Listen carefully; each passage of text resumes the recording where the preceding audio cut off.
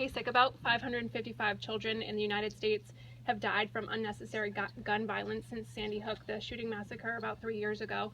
Wondered if you could touch upon children's safety in regards to unnecessary gun violence and gun safety and that kind of thing. Well, look, I would tell you that the only part of the president's executive orders that I think really have great merit is the issue of mental illness, which I have been working on since I've been around, even when I was in the Congress. We need to make sure that the states are updating the information on mental illness so that when people do the background checks, we're not putting guns in the hands of people that shouldn't have them. But folks, I want to go beneath the guns. And maybe this is something that people say, well, as a president, what can you do about it?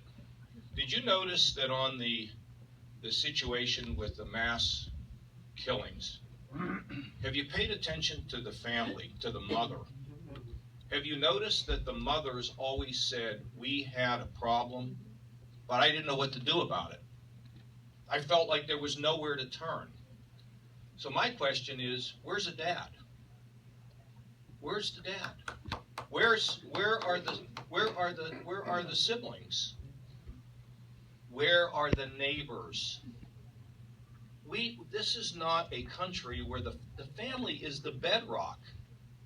And the neighborhood is what pulls us together.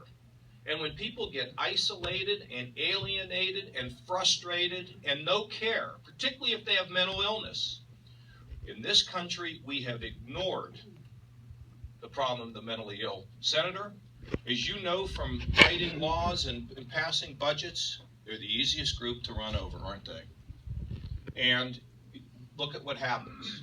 They live in jail. Sometimes they do things that are just unbelievably terrible. And not everybody, of course, that has mental illness is prone to violence. Let's not be confused about that. But part of the problem is we become detached from one another. And I just wonder how much better we would be as a society if we started to really think about what the family means, about what the community means. And in our state, I spend so much of the time now trying to figure out ways to pull community together. And one other thing I would tell you, we can't become a nation of victims. We got to take control of things that are happening around us. I was always told, make a difference, Johnny. Make the place a little better for the fact that you were there.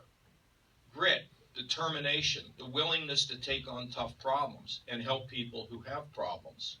I think that's what gives us a full, enriched, and good life.